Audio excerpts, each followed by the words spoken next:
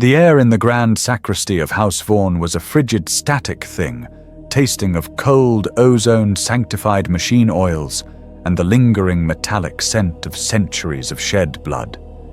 It was an atmosphere of reverence and of dread, a sacred space dedicated to a god of iron and fury. And at its heart, Vornheim's fury stood silent. It was more than a machine, it was an idol, a relic, an ancestor cast in adamantium and ceramite. Its vast armored legs were thick as ancient redwoods planted firmly on the groaning plasteel of the hangar deck. Its torso, a fortress of weapons and heraldry, rose into the cathedral-like gloom, the great wolf's head of House Vaughn emblazoned on its tilting shield, its golden eyes seeming to watch the shadows. The twin muzzles of its Avenger Gatling cannon pointed towards the floor, patient and lethal.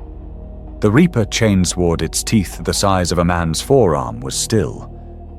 For now, Lady Alara Vaughn stood at the base of the war engine, a fragile figure swathed in the deep obsidian and silver of her house. Her youth was a stark contrast to the ageless machine before her skin pale under the harsh lumen strips that lined the gantryways above. She was 17 in age when the daughters of other worlds might be contemplating courtly dances or political marriages. On Tartarus VI, a night world forged in strife and bound by duty, 17 was the age of ascension, the age of the ritual of becoming, the age when a soul was offered up to the throne. She tilted her head back, her long black hair spilling over the high collar of her formal tunic. The knight's immense head, a simulacrum of a snarling beast, seemed to look down not at her, but through her. She had grown up in its shadow, her nursery rhymes, the litanies of its maintenance, her lullabies, the distant clang of sacristan hammers against its hull. It was the legacy she was born to inherit, the source of her family's power and prestige. Vornheim's fury, the shield of their world, the bane of Xenos and heretics. But as she stood on the precipice of her union with it, the glorious tales her tutors had fed her since birth tasted like ash in her mouth. They were replaced by the whispers, the hushed conversations in darkened corridors, between servants, the pained, fleeting glances from older nobles who remembered the pilots who came before. They spoke of glory in the light, but in the shadows, they murmured of the price. A low, resonant chanting echoed from the alcoves of the sacristy, where robed tech priests of the Adeptus Mechanicus, the sacristans who tended to the knights, performed their endless rites of appeasement. Their voices, a mix of buzzing binary cant and solemn high Gothic, were meant to soothe the machine spirit to ensure its continued loyalty. To Alara, it sounded like a funeral dirge. Her dirge. She ran a gloved hand over the cold, scarred plating of the knight's nearest toe claw. The metal was a tapestry of history.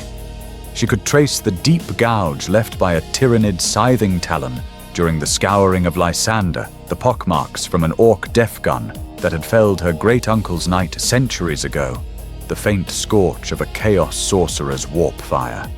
Each scar was a story, a testament to a victory. But each victory was signed in the blood and sanity of its pilot, her ancestors. Soon, her. The pressure to perform the ritual had become a suffocating weight in recent weeks. Astropathic choirs had screamed of a gathering storm on the edge of the Tartarus system. A green tide. Orcs. A wow of unprecedented scale was carving a path of destruction through the outer worlds, and the farseers of the local Aeldari craft world had sent a single cryptic warning. The beast awakens and gazes upon your world with hungry eyes. War was not a distant threat. It was a promise arriving sooner than anyone had anticipated. Her training had been brutally accelerated. The lessons in strategy, the neural feedback simulations, the litanies of battle, all crammed into frantic cycles that left her exhausted and trembling. There was no more time. The house needed its fury, and she was the only Vaughn of the bloodline left to answer the call. A heavy, shuffling step approached from behind, accompanied by the rhythmic tap of a cane. "It is a sight of terrible beauty, is it not, my lady?" The voice was old, dry as dust, yet held a core of unyielding strength. It was Malachi the head sacristan, a man whose flesh was as much augmented as it was original. His face was a mask of wrinkled parchment, but his eyes were glowing blue lenses that saw the world in streams of data. He had served House Vaughn for over a century, had overseen the ritual for 3 of her ancestors. "It is large," Alara replied, her voice barely a whisper swallowed by the immense space. Malachi stopped beside her, his gaze also fixed on the towering machine. "Large, it is power incarnate. It is the Emperor's divine wrath given form. It is your birthright. And your burden." He gestured with a skeletal metallic hand towards the knight's torso. "Up there in the throne mechanicum, you will cease to be merely Alara Vaughn. You will become something more, a component, a will to guide the storm. You will be wedded to glory." Ilara's eyes were drawn to the cockpit, a dark slit in the knight's chest just below the main carapace. The heart of the beast. The place where her father had sat, and his father before him. The place where they had been broken. And what of the pilots, Malachi? What of those who came before? The stories all tell of their victories, but none speak of their end. The sacristan's optical lenses whirred softly as they focused on her. For a moment, there was no data stream, no cold logic, only the gaze of a very old man who had seen too much. They served, he said, the words carefully chosen. They paid the price of the covenant.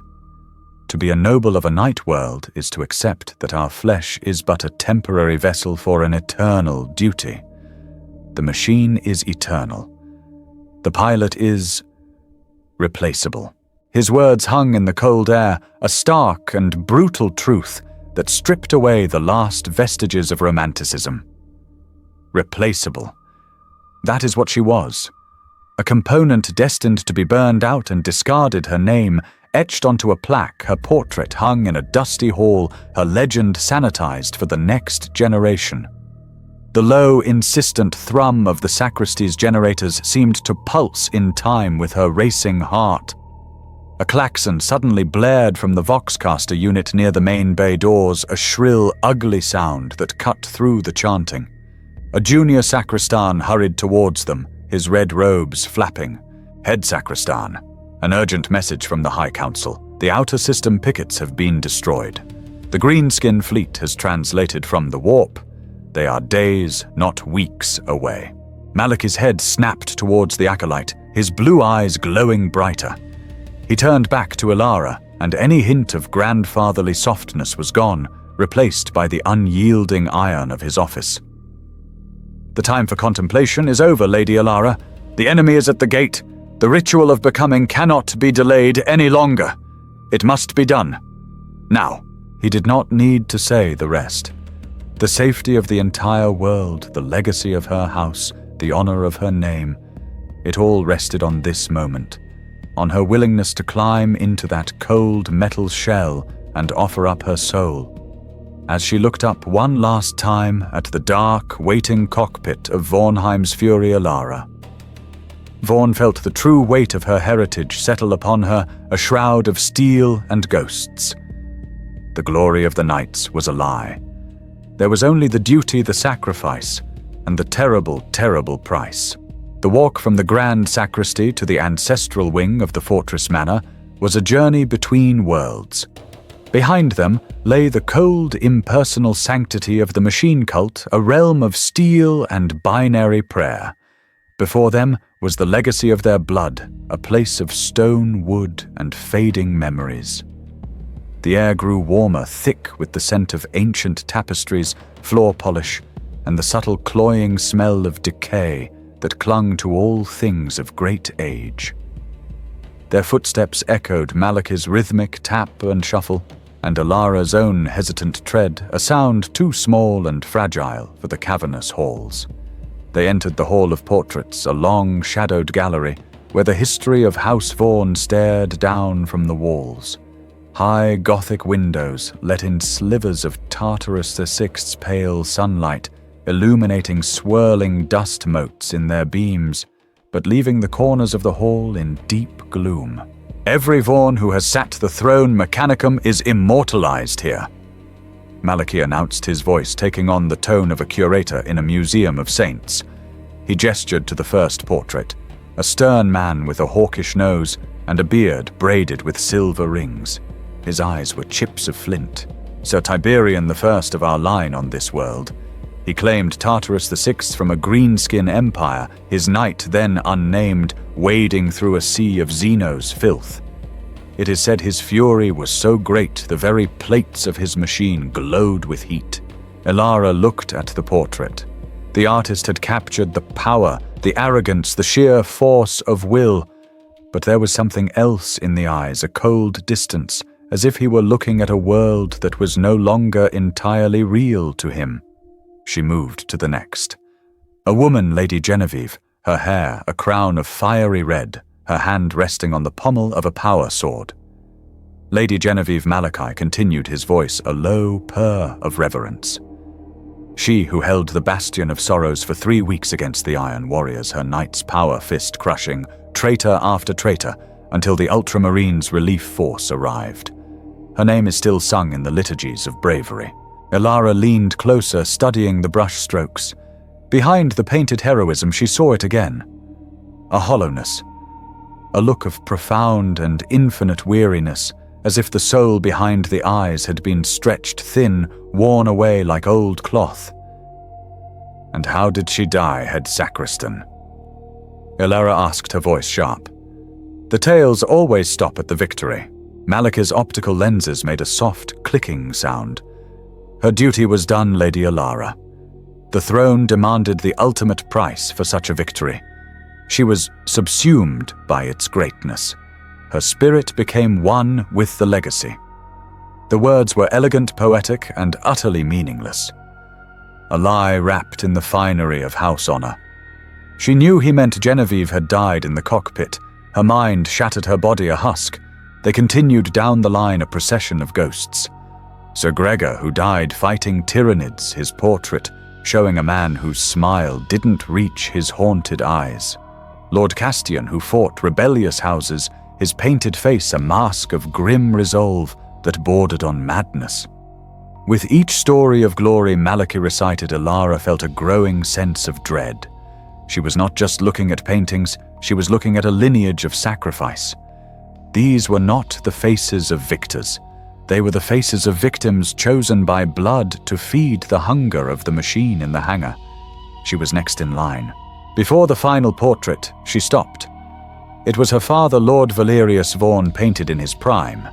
He was broad-shouldered, handsome, his eyes bright with intelligence, and a fire she had only ever seen in this image. He looked like a king, a true noble, every inch the hero she'd read about. A hero who had driven back a chaos incursion on a neighboring moon, his Avenger Gatling cannon, singing hymns of death to the demons of the warp. Seeing him like this, so full of life and power, was like a physical blow. I must see him, she said, turning away from the portrait, unable to bear the contrast between the painting and the reality. Before the ritual, I must. Malachi hesitated for a single calculated second.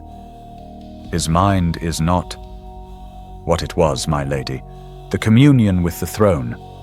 It leaves echoes, scars upon the soul.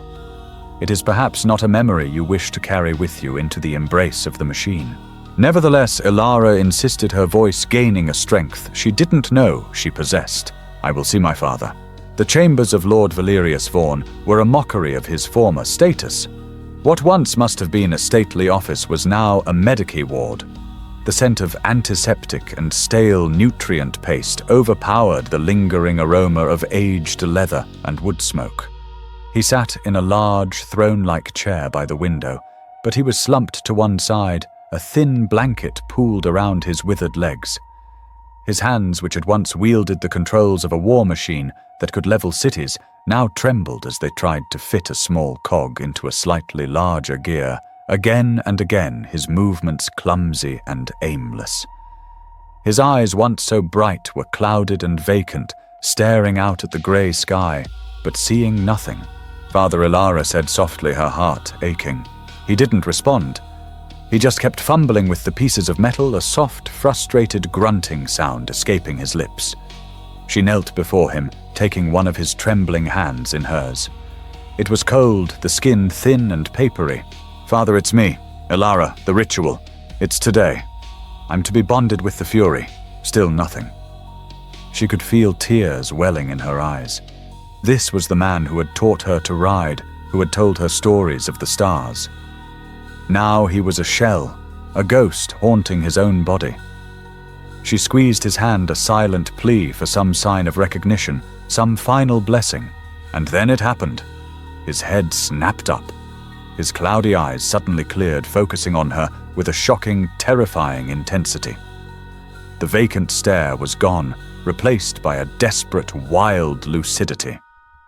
He recognized her. His other hand shot out, grabbing her arm with a grip of iron, the strength of the pilot he once was, surging through his atrophied muscles. No, he rasped, his voice a dry, cracking sound from disuse. Ilara, listen. They lie. The sacristans, the histories, all lies. His eyes darted around the room as if searching for spies. He leaned in close, his breath smelling of sickness and fear. The echoes, in the throne. They aren't just memories, they are hungry. They are the screaming souls of all who came before, trapped in the circuitry. A chorus of agony. He shook her, his face contorted in a mask of horror. The machine spirit. It isn't noble. It's rage. Pure, unending rage. And it drinks you. It drinks your memories, your love, yourself, until only the rage is left. Until you're just another voice in the scream. His moment of clarity was shattering. This was not the raving of a madman. It was the testimony of a survivor, a witness to a horror she could barely comprehend. It will make you kill. He whispered frantically, his grip tightening. It will make you forget my face, your mother's face. Everything but the battle. Don't let it. Fight it. Hold on to something. Just as suddenly as it had come, the light in his eyes flickered and died. The strength fled from his hands. He slumped back into his chair, his eyes clouding over once more. He looked down at the cog and gear in his lap, as if seeing them for the first time, and with a soft, childish whimper, he began his futile task again. The sane man was gone, swallowed once more by the fog. Ilara stayed kneeling for a long moment, his words burning in her mind, his terrifying warning, a far heavier legacy than any portrait in the hall. The screaming ghosts, the rage that drinks your soul. This was the truth of the ritual of becoming, and she was walking towards it. The astropathic spire was a needle of dark iron and buzzing conduits that pierced the perpetually grey sky of Tartarus 66. Inside, the air was thick and heavy, vibrating with unseen energies that made the teeth ache and the hairs on the arm stand on end. The walls were lined with humming copper plates etched with wards of psychic protection, and the only light came from the faint violet glow of arcane machinery. Ilara stood with her house's senior retainers in a shielded observation gallery, looking down into the circular choir chamber. Below, 3 figures sat in a triangle of high-backed chairs, their faces hidden by the deep hoods of their robes. These were the astropaths, the soul-blind telepaths, who were the planet's only link to the vast Imperium beyond. Their minds were the vessels that carried messages across the unbridgeable gulfs of space, a duty that had scoured their sanity and left them as little more than living conduits. A low, monotonous chant filled the chamber, a psychic hum that was felt more than heard. Suddenly, the lead astropath, a man named Cygnus 7, cried out. It was not a human sound, but a raw shriek of mental agony. He arched his back, his body convulsing violently in its chair.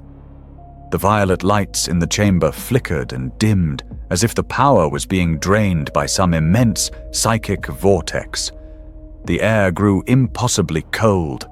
A wave of pure static noise washed over the observers in the gallery, a sound like a billion voices screaming at once from a vast distance. Then came the images. They were not seen with the eyes, but branded directly onto the mind. A fleet. A tide of scrap and rust and raw, belligerent power. Ships that defied the laws of physics, hulking monstrosities, built from salvaged asteroids and looted wrecks, all crudely welded together and painted with monstrous grinning faces. The psychic signature of the fleet was a physical blow, a singular, overwhelming feeling of mindless aggression, a joyous, exultant desire to smash and kill and burn. It was the psychic roar of the War, a gestalt consciousness of billions of orc minds united in a single-purpose war. Flashes of the fleet's passage burned through Elara's consciousness. A squadron of Imperial Navy frigates, proud and gleaming, torn apart by crude but effective grav cannons. A verdant agri-world, its fields burning under the green glow of orbital bombardment. A hive city, its spires toppling as a rock, a hollowed-out asteroid used as a drop pod smashed into its heart. She saw tides of green-skinned warriors, massive and brutal, pouring from landed ships, their crude choppers and shooters spitting death. She felt the terror of the defenders, the futility of their stand, the final agonized scream of a world spirit as it was extinguished. The astropath was not just relaying a message, he was broadcasting the death throes of the messenger at the other end. The scale was incomprehensible, a force of nature more than an army. The vision climaxed with a final terrifying image, a gargantuan orc warboss clad in a mountain of mega armor standing on the bridge of his flagship. He threw his head back and let out a roar that echoed not in the air, but in the soul. And in that moment, Elara felt his gaze, the collective psychic focus of the entire War, turn towards their system, towards Tartarus 6. A hungry, predatory glare. The psychic broadcast ended with a final piercing scream of pure white agony, and then silence. Astropath Cygnus 7 slumped forward in his chair, a thin trickle of blood running from beneath his hood. He was dead. The message had been delivered. The War Council convened less than an hour later. The chamber was a vault of grim history, its stone walls hung with the tattered banners of victorious campaigns stretching back millennia. A single massive table of polished obsidian dominated the room, around which sat the ruling nobles of Tartarus 6, Lord General Thrax, the grizzled commander of the planetary defense forces, his face a roadmap of old scars. Baroness Vey of House Corvus, a shrewd woman whose house was a bitter rival to the Vaughns. Sir Hecton, a young and hot-headed pilot from House Gideon, his eyes still burning with the thrill of the astropath's vision. Elara sat at the table, a silent observer beside her own house's regent, a stern-faced great-uncle. She was a ghost at this meeting, a symbol of a power not yet unleashed. The reports are confirmed Lord General Thrax began, his voice like grinding rock. The listening posts in the Aurelian Belt are gone. The fleet Cygnus 7 saw is real, and it is moving at a speed that defies our predictions. They will be in orbit within 72 standard hours. A wave of murmurs and outright exclamations swept the room. 72 hours, Baroness Vey scoffed, her voice thin and sharp. Impossible. We must have misread the signs. This is a raid, a large one perhaps. We should consolidate our forces at the polar fortresses and wait them out. Bleed them dry. Wait them out, Sir Hecton slammed his gauntleted fist on the table. While the beast claws at our gates, House Gideon did not earn its honor by hiding behind walls, we must meet them in the void, a glorious charge of the Night Lancers. We will break their fleet before it ever disgorges its filth onto our world. A glorious charge into the teeth of a fleet 100 times our size would be suicide. Thrax countered, his voice cutting through the younger man's bravado. Our handful of lances would be swathes of gnats against a storm. We cannot win in space. We must fight them on the ground. The arguments raged a storm of pride, fear, and desperate strategy. They debated troop deployments, ammunition stockpiles, and evacuation protocols for the capital city. To Elara, it all sounded like the final frantic preparations for an execution. Her father's words echoed in her mind, the screaming ghosts, the rage that drinks your soul. She looked at the faces of the nobles, so proud and so terrified, and realized they were placing their hopes on her, willingly walking into that cage of agony. Finally, Lord General Thrax silenced the room with a single heavy gesture. His gaze swept over the assembled lords and ladies, finally coming to rest on Elara. His eyes were not cruel, but they were utterly pragmatic, the eyes of a man forced to make impossible calculations with human lives. Your plans are meaningless. He stated, his voice flat and devoid of emotion. My PDF divisions can hold the outer habs for a time. Your household troops can defend your manors, but the tide that is coming will wash it all away. There is only one force on this planet that can meet a wave of this magnitude head-on and create a fire break for the rest of us. The Knight Lancers. He leaned forward, his hands flat on the obsidian table. We need every war engine, every pilot, every last drop of firepower. Baroness, your lancers will hold the southern pass. Sir Hectorn, your glory will be found defending the primary spaceport. And House Vaughn. He paused, and every eye in the room turned to Elara. House Vaughn must unleash its fury. The ritual of becoming is no longer a matter of tradition or ceremony. It is a strategic imperative. The Lady Elara must ascend, and she must do it now. The survival of this world, of every soul upon it, depends on the guns of Vornheim's fury being ready when the first orc lands. The decision fell like a judge's gavel. All debate ceased. The political squabbles, the rivalries, the pride, it all vanished, replaced by a grim, unified purpose born of sheer desperation. Her personal fears, her father's warning, the weight of her ancestry, none of it mattered anymore.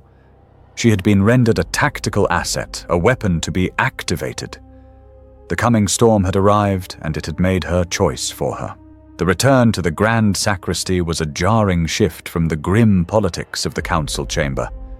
The solemn, measured reverence of the morning had been replaced by a frantic, controlled urgency. The chanting of the sacristans was faster now, a high-speed binary cant that spoke of imminent activation protocols and battle psalms. The air, once cold and still, now crackled with palpable energy as massive power conduits along the floor and ceiling began to glow with a hungry blue light, drawing power from the fortress's geothermal core deep below. This was no longer a temple of a sleeping god. It was the readying room for an angel of death. Elara was escorted to a robing chamber off the main hangar. There, her noble finery, the last symbol of her individual identity, was stripped from her by silent, robed servitors. The silks and velvets were replaced by a single skin-tight black garment known as a censer skin. It was cold against her flesh, clinging to her like a second skin, and was studded with hundreds of tiny silver nodes that would monitor every beat of her heart, every electrical impulse of her nerves. She was no longer Lady Elara Vaughn, heir to a noble house. She was a biological component packaged and prepared for installation. A heavy gantry crane whirred to life, its magnetic clamps lifting her from the floor and carrying her high up the immense body of Vornheim's fury. She ascended past legs like siege towers and a torso adorned with kill banners that were each the size of a shuttle's mainsail. The crane stopped before the knight's chest, and with a hiss of decompressed air, the cockpit hatch irised open. It did not reveal a spacious command deck, but a dark, cramped, coffin-like hole, a vertical tomb. The smell that wafted out was of ancient ozone-hot metal and the faint, unsettlingly coppery tang of old spilled blood. Maliki and 2 other senior sacristans were waiting for her on the gentry platform. Their faces were impassive, their augmetic eyes glowing with cold purpose. They were no longer spiritual guides, they were technicians about to perform a complex and dangerous procedure. Without a word, they guided her into the cramped space. The hatch sealed behind her, with a terrifying final boom, plunging her into near darkness, lit only by the faint red glow of emergency runes. The cockpit was a claustrophobic nightmare of machinery. Thick bundles of armored cables hung from the ceiling like metallic vines. The walls were a chaotic collage of tarnished brass dials, crystal targeting prisms, and flickering data slates.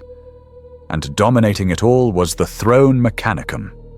It was less a chair and more a brutalist sculpture of metal and wiring a device of torture and exaltation. With methodical impersonal movements, the sacristans strapped her in heavy magnetic clamps, locking onto her wrists, ankles, and torso, holding her fast. "The litany of integration begins." Maliki intoned, his voice tinny and distorted by the cockpit's internal vox speed. He produced a series of thick black cables, their ends tipped with long, wicked-looking metal needles. The Mind Impulse Unit Connectors. Blessed be the Omnissiah who bridges the sacred gulf between flesh and steel. An acolyte took a solvent wipe and cleaned the back of Ilara's neck, exposing the first of the silver-rimmed ports that had been surgically implanted at the base of her skull when she was a child.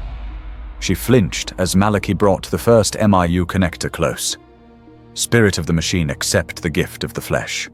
Will of the pilot submit to the strength of iron. He pressed the connector home. The click was sickeningly loud in the small space, followed by a sharp, blinding pain as the needle made contact with her spinal column. A jolt of raw data, a meaningless burst of white noise and static shot through her brain. She cried out, her body arching against the restraints. The sacristans paid her no heed. They moved down her spine, connecting 3 more of the main cables, each one a fresh spike of agony, each one a new shackle binding her nervous system to the ancient machine. Primary neural linkage established, one of the acolytes reported in a monotone, proceeding with peripheral connections. They attached smaller, finer needles to the ports on her temples, her wrists and behind her ears, weaving a web of wires that turned her into the living heart of the cockpit's control systems. The last vestiges of her personal space were gone. She was pinned, penetrated, and hard-wired into the machine's cold grasp. Maliki placed a withered, metallic hand on a large, central activation rune. He anointed it with a drop of sacred oil from a vial which sizzled on its surface. Engine spirit, awaken. Drink of the life we offer you. Rise and serve. He pressed the rune. The reaction was instantaneous and violent. A deep guttural hum vibrated up from the deck through the throne and into Ilara's bones, shaking her to her very core. The red emergency runes died and 1,000 points of light flared to life all around her. Screens that had been dark now blazed with cascading streams of green binary code, tactical overlays, and system schematics. Dials spun, indicators lit up, and a wave of electrical power surged through the MIU cables directly into her nervous system. It was not a gentle handshake, it was a lightning strike. Every muscle in her body seized at once, pulling taut against the restraints. Her teeth ground together, and a strangled scream was torn from her throat. Through the haze of pain, she heard a sharp hiss. A series of metallic arms extended from the throne, pressing auto-injector sanctums against her neck and the inside of her elbows. She felt a sharp prick, then a spreading, unnatural cold as fluids were pumped directly into her bloodstream. It was not a sedative. It was a cocktail of machine cult alchemy hyperadrenalines to push her body beyond its limits, neuroconductive fluids to enhance the MIU link, and psychoactive compounds designed to break down the natural barriers of her consciousness. The effect was immediate and terrifying. The sharp edges of the pain began to blur, but so did everything else. She tried to move the fingers of her right hand to feel something that was still her own. She could feel the intention to move them, but the physical sensation was distant, muted, as if her hand was miles away at the end of a long string. The feeling in her legs vanished entirely. A cold numbness spread up from her toes, a creeping paralysis. She was no longer hungry or thirsty. The machine was now her circulatory and digestive system. She was ahead, a consciousness plugged into a life support machine that was also a weapon of mass destruction. On a small data slate, Maliki watched her vital signs spike and then begin to flatline into a steady, machine-like rhythm. Somatic desensitization is proceeding within expected parameters, he announced to the other sacristans, his voice devoid of any concern. The flesh recedes. The pilot is prepared for the first cascade. Elara's head lolled to the side. Her body was no longer her own. It was just meat kept alive by the throne's cold machinations. The physical invasion was over. She was trapped a prisoner in her own skull, waiting for the real assault, the one on her mind, to begin. With the physical connections established and Elara's body rendered a mere biological engine for the throne, Maliki performed the final rite. He raised a ceremonial power wrench, its head sparking with a faint blue corona, and turned a master bolt on the primary MIU conduit. "Let the sacred colloquy commence," he chanted, his voice resonating with the finality of a death sentence. "Let the mind of the pilot become the mind of the machine. Let the spirit of the machine become the will of the pilot. In the Omnissiah's name, awaken." He turned the bolt one final quarter turn. It locked into place with a heavy definitive clank. For a heartbeat, there was silence. And then the floodgates opened. It was not a thought, nor a sound, nor a vision. It was everything all at once. An avalanche of pure, raw, unfiltered information crashed through the MIU ports and into the delicate architecture of Elara's mind. It was a torrent of cold, hard logic, a language of numbers and status reports that had no human equivalent. Her consciousness, her very sense of self, was violently submerged. Reactor plasma temperature stable at 412 kelvins. Cationic charge nominal. Left leg gyro stabilizer registering 99.78% efficiency. Right leg actuator pressure fluctuating by 0.02%. Acceptable tolerance. Ammunition count Avenger Gatling. Cannon 14 998 rounds, depleted uranium core, helical feed system operating at peak velocity. Void shield integrity 100%. Field emitters humming at resonant frequency. Vox channel encryption matrix active. Ambient cockpit temperature 13.8 degrees Celsius. Humidity 44%. Life support systems recycling oxygen at 98.9% efficiency. Microfractures detected in right pauldron ceramite designation, SCAR 7 gamma, structural integrity not compromised. Logged for maintenance cycle. External Auspex sweep active. No seismic anomalies detected. No significant thermal blooms within a 5-kilometer radius. No hostile biosignatures. The stream was relentless, a river of data that scoured away her own thoughts before they could even form. She tried to cling to her own name, a mantra of identity. I am Elara Vaughn. But the thought was instantly obliterated by a fresh wave. Hydraulic fluid pressure in Reaper Chainsword wrist joint stable. Adamantium teeth sharpness rated at 97%. Optimal for shearing through plasteel and flesh. Targeting auger processing 1/500 data points per second. Rangefinder calibrated. Atmospheric pressure standard? Gravity standard? It was the white noise of the machine's soul, and it was deafening. Her memories, her fears, the face of her father in his brief moment of lucidity, all of it was being buried under the sheer crushing weight of the machine's awareness. She was a single drop of ink in an ocean of data, her essence dissolving into the vast, unfeeling consciousness of Vornheim's fury. The machine did not think. It was. And now she was part of its being. The frantic beating of her heart was just another metric to be logged by the life support monitor. Her terrified, shallow breaths were just another variable in the atmospheric recycler's equation.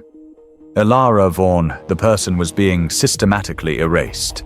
And then, amidst the endless, sterile cascade, something new intruded. It was not data. It was something else. A flicker. A ghost in the machine. It began as a scent that didn't belong, the sharp, acrid smell of burning promethium and alien swamp gas.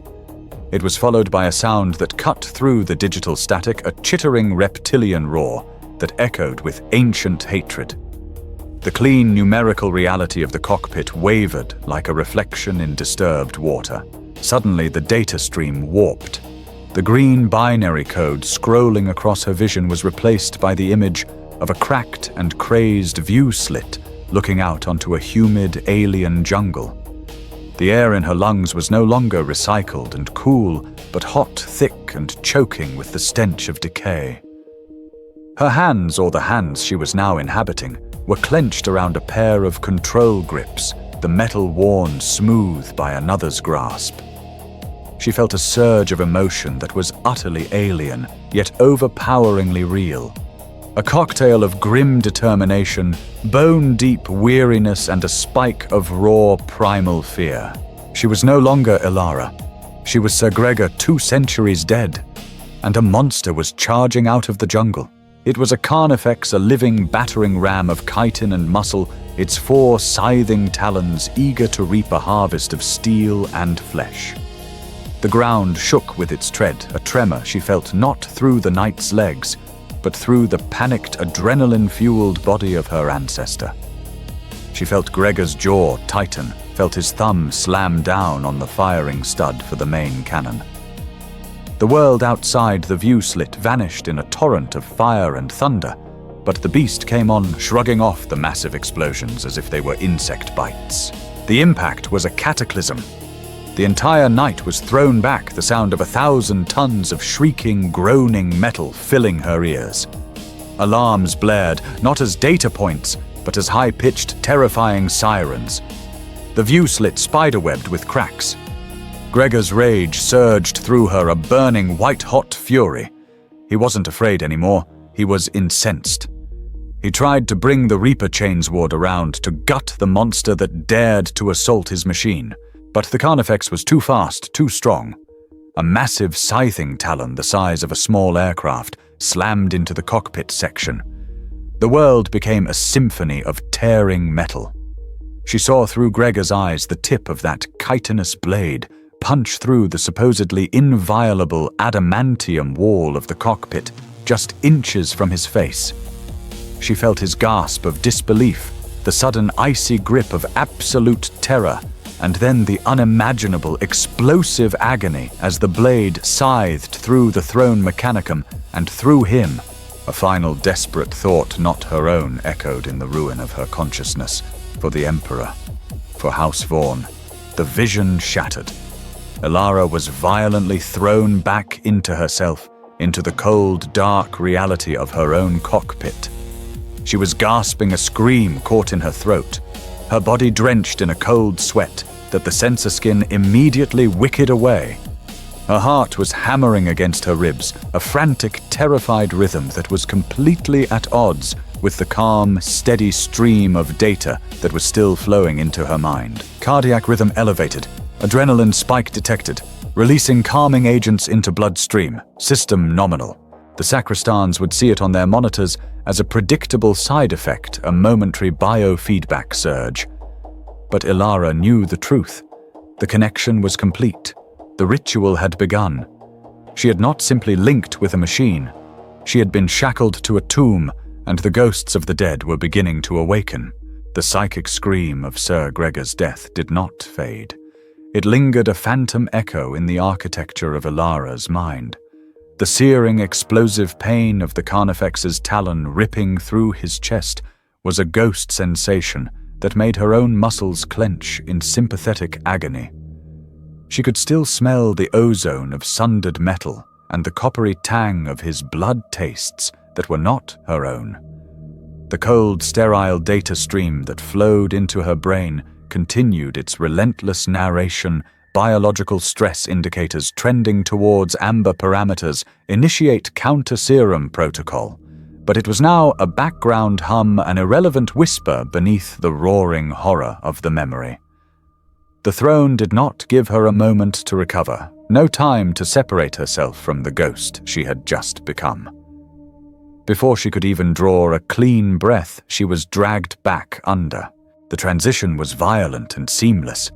The humid jungle of Sir Gregor's demise dissolved not into the dark reality of her cockpit, but into a landscape of urban ruin. The air was choked with grey dust and the stench of chemical fires. The sky was a bruised purple, scarred by the contrails of dog-fighting aircraft. This time, the view slit was narrower, more archaic, the glass thick and yellowed with age. Below the broken streets were a maelstrom of fire and battle. Traitor guardsmen in blood-red fatigues swarmed over the rubble, their last fire stitching patterns of light against the ruins. A different night, its heraldry that of a distant cousin's house from a bygone era, fought beside her. Her new body, the body of her ancestor Lady Isolde, felt sluggish, the machine's movements heavy and labored. Alarms were already blaring, a frantic, high-pitched squeal that grated on the nerves. Reactor shroud integrity failing. Plasma leakage detected, heat levels rising exponentially. The cold data of her own night was replaced by the panicked, screaming text of Isolde's failing machine. The emotion that flooded her was not the hot fury of Gregor, but a cold, creeping dread. Isolde wasn't fighting the enemy outside, she was fighting the machine around her. She felt Isolde's hands slick with sweat inside her control gauntlets, frantically trying to engage emergency coolant protocols. The controls were dead. The throne mechanicum was not responding.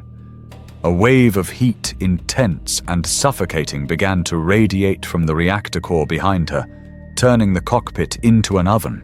"Control, this is Vaughn Ethel!" She heard a voice scream, recognizing it as her own, yet twisted by the terror and vocal cords of a woman long dead. "My throne is compromised. I have a full-scale reactor breach. I can't vent the plasma. Repeat, I cannot vent." The reply on the Vox was a storm of static and distant explosions. No one could help her. The heat intensified. Elara could feel the sensor skin she wore beginning to fuse with Isolde's flesh. The air became thin and searingly hot, each breath a gulp of fire. The view slit began to glow a dull red as the armor plates around it heated to incandescence. The pain was indescribable, not the sharp, quick finality of a blade, but a slow, agonizing process of being cooked alive from the inside out. She felt Isolde's mind begin to fracture under the strain, her thoughts dissolving into a soup of terror and prayer. She prayed to the Emperor, to the Omnissiah, to any god that might listen, begging for release. Through the red-hot haze she saw the other night, her cousin's machine turn towards her. Its Vox crackled to life, the pilot's voice laced with horror. "Isolde, eject. By the throne, get out of there." She felt Isolde's final desperate attempt to trigger the cockpit ejection system. A dull final clunk echoed through the chassis. The mechanism had fused. There was no escape. The realization was a moment of dreadful silent clarity. She was trapped. She was going to die. A final piercing scream of pure, unadulterated agony was torn from her lungs as the reactor finally went critical. The world outside the view slit did not just explode. It became the heart of a new sun. She experienced a millisecond of perfect white, absolute pain as her body, the cockpit, and everything around her was vaporized in a wave of plasma fire. This time, the return to her own body was even more violent. She was thrown back into her own consciousness with the psychic equivalent of a physical blow. A raw, guttural scream tore from her throat, echoing in the confined space of the cockpit. Her body was rigid, her back arched against the throne's restraints, every nerve ending alight with the phantom sensation of being burned alive. The cool air of the cockpit felt like ice against her feverish skin, and the sterile smell of recycled air was a blessing after the stench of her own incinerated flesh. Her eyes snapped open wide with terror. Through the tangled web of MIU cables, she could see Malika's face on a small communication screen. His expression was one of mild clinical interest, like a biologist observing a particularly agitated specimen under a microscope. There was no pity, no concern, only assessment. Unusual biosignature cascade, he said, his voice a dispassionate drone that cut through her panic. The subject is experiencing a severe mnemonic feedback loop.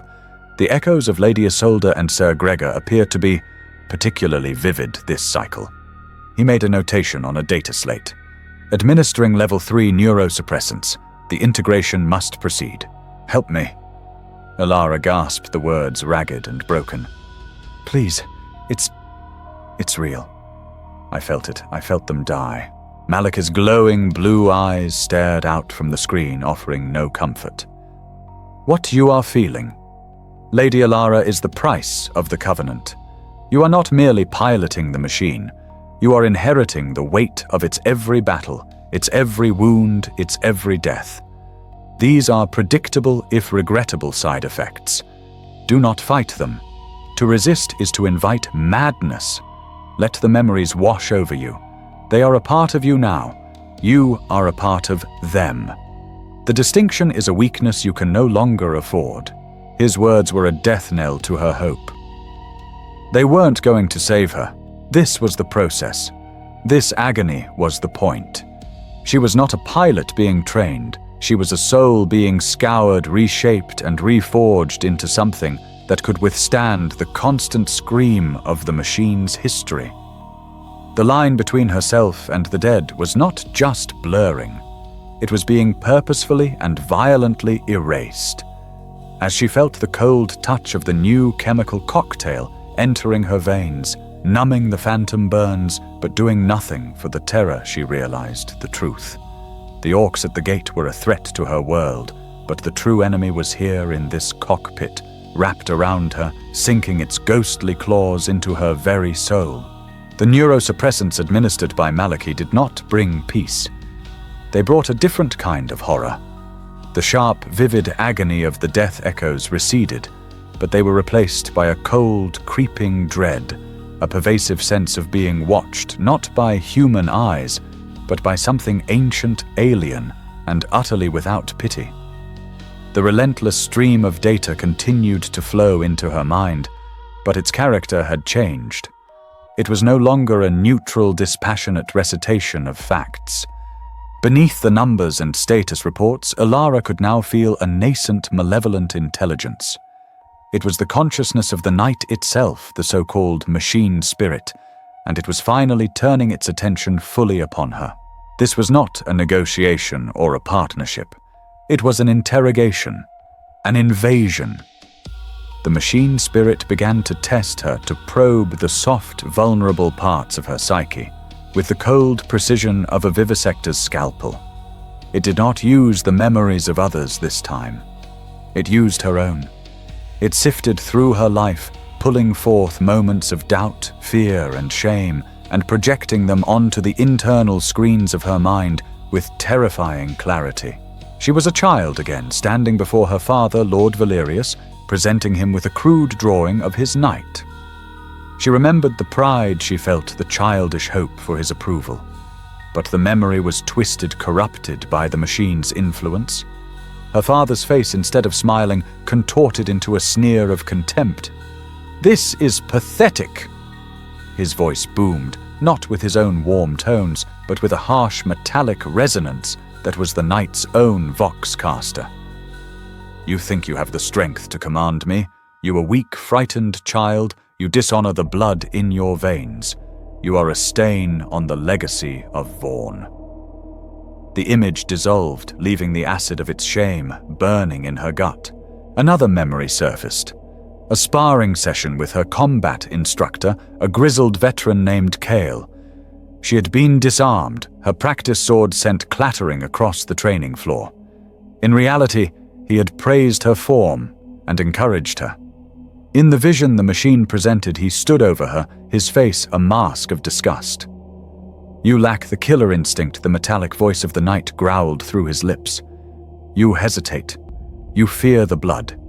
When the greenskins come, you will freeze. You will cower in my cockpit while your world burns, and your failure will be the last thing you see. The assault was relentless. Every insecurity, every private fear she had ever harbored was weaponized against her. It showed her visions of her failure. Vornheim's fury under her command, stumbling and falling amidst the heat of battle. The Avenger Gatling cannon jamming at a critical moment because of her indecisiveness. Her own terrified face reflected in the green, brutish eyes of an orc war boss as he tore the cockpit open. The machine spirit was not simply testing her, it was trying to break her. It was demonstrating her inadequacy, showing her that her will was a fragile, pathetic thing compared to its own centuries of accumulated rage and battle lust. It was showing her that she was unworthy. Elara tried to fight back. She focused her will trying to assert her own identity over the visions. I am Elara Vaughn. I am the pilot. You will obey me. She screamed the thoughts into the neural link, a desperate act of rebellion. The response was not another vision, but a wave of pure, unadulterated pain. It was not the memory of another's death. It was a punishment tailored for her. The MIU ports at the base of her skull felt as if they were filled with molten lead. Her synapses fired chaotically, creating a symphony of agony inside her own mind. It was a clear, unmistakable message from the machine spirit: you are nothing. You do not command. You beg. Through the blinding pain, a new understanding dawned. This was the true nature of the ritual of becoming. The pilot did not conquer the machine. The pilot did not even truly control it. The pilot appeased it. She was in a negotiation with a wrathful ancient god of war, a being of pure, focused aggression that viewed human pilots as little more than transient fleshy processes for its own eternal battle. Her will, her consciousness was merely the latest in a long line of temporary components to be used, drained, and ultimately discarded when it was no longer of use. She ceased her active resistance, her mental screaming. The pain subsided to a dull, throbbing ache. She was breathing raggedly, her body trembling in its restraints. She was not a master in this throne.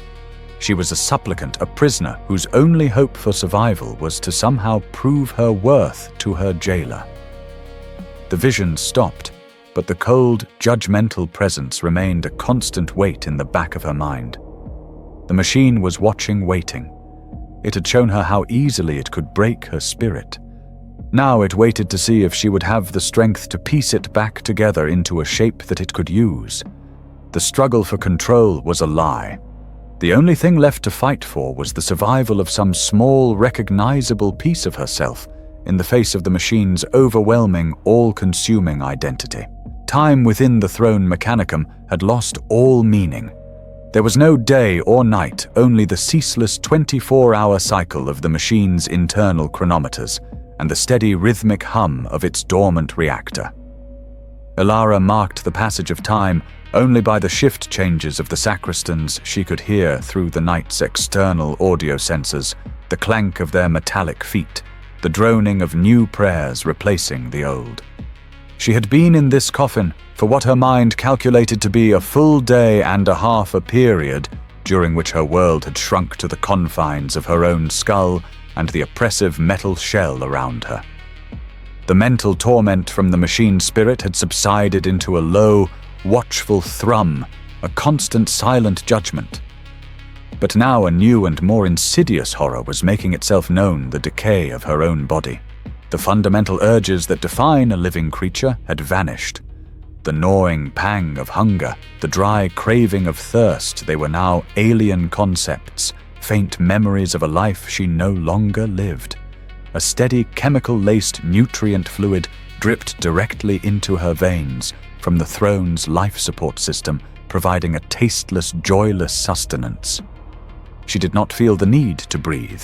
The cockpit's atmospheric recirculator did it for her, a quiet pump that mechanically inflated and deflated her lungs at a perfect metronomic pace. The sensation was profoundly disturbing to have the most basic involuntary act of living stolen from her. She was a passenger in her own respiratory system. Panic, cold and sharp, tried to surface. She attempted a simple act of rebellion, a primal assertion of self. She tried to clench her right fist. Her mind sent the command clear and forceful, but the muscles in her arm cocooned within the sensor skin and, pinned by the magnetic clamps, barely twitched. There was a profound weakness, a disconnect between her will and her flesh. A diagnostic rune flickered on a sub-screen, showing her a real-time bioscan of her own musculature. She stared in horror at the data. In less than 2 days of inactivity, her muscle mass had already begun to atrophy. The strong, wiry body she had spent years honing through grueling training was already beginning to waste away. Her limbs were becoming superfluous vestigial organs. The throne did not need her strength.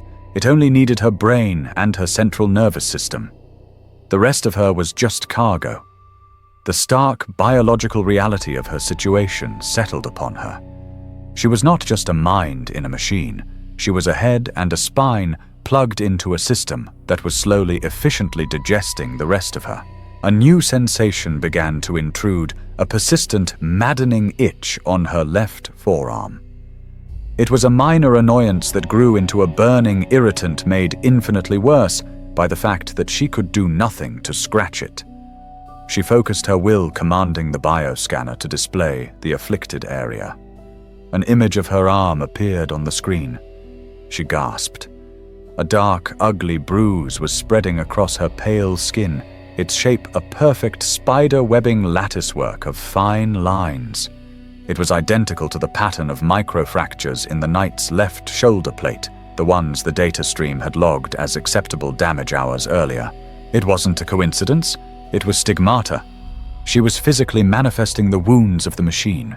Before she could fully process this horror, a sharp, searing pain shot through her right thigh, as if she had been branded with a hot iron. A strangled cry escaped her lips. She frantically directed the scanner to her leg. A long, red, weeping line was appearing on her skin, a welt that looked for all the world like a fresh, deep cut, though nothing had touched her. As the wound bloomed on her flesh, the machine spirit helpfully provided context. It flooded her mind with another echo, this one short, brutal, and ancient. She saw through the eyes of Sir Davian an ancestor from the age of apostasy. His knight was wading through a tide of frenzied cultists on some forgotten shrine world. A hulking mutant, its arms replaced with whirring chain axes, had leaped onto the knight's leg, scoring a deep grinding gouge into the adamantium plating with its profane weapon. The location, the length, the angle of the wound on the machine's leg from 1,000 years ago perfectly matched the bleeding line that was now carved into her own thigh. A wave of nausea and vertigo washed over her. This was the ultimate violation. The machine was not just in her head, it was claiming her body, rewriting her very flesh. Its history of battle was being inscribed onto her like a living chronicle of its pain. The ancient battered shell of Vornheim's fury and her own young living body were becoming one in the most horrific way imaginable. She was not just its pilot. She was its effigy, a voodoo doll of flesh and blood bound to its iron soul. Every scar, every dent, every wound it had ever taken was now hers to bear. The price of the covenant was not just her mind or her freedom, but the integrity of her own form. She was becoming a ghost, her physical self dissolving and reforming into a mirror of the haunted machine she was bound to. The first sign of the invasion's arrival was not a sound or a sight, but a sudden jarring burst of data from the knight's long-range auger arrays. Ilara's consciousness, already a fractured landscape of pain and memory, was flooded with a new stream of information. Proximity alert. Multiple high-mass objects detected translating from Imperium at system edge. Energy signatures consistent with Orc cruiser-class vessels. Count 74, 132, count escalating. The tactical map that was now a permanent fixture in her mind's eye lit up with hostile icons. Dozens, then hundreds of angry red runes blossomed in the cold, black void of space, around the pale blue marble of Tartarus 6. It was a plague of warships, a fleet so large and so crude that its very existence was an insult to physics. Alara felt a tremor of her own human fear, a primal reaction to the sight of so many wolves gathering around her home. But the machine spirit felt something else entirely. It was a low, hungry thrum of anticipation. The enemy had arrived. The purpose for which it was built was at hand. Then came the fire. The knight's external sensors, far more sensitive than any human eye, registered the first flashes of the orbital bombardment. She didn't see explosions.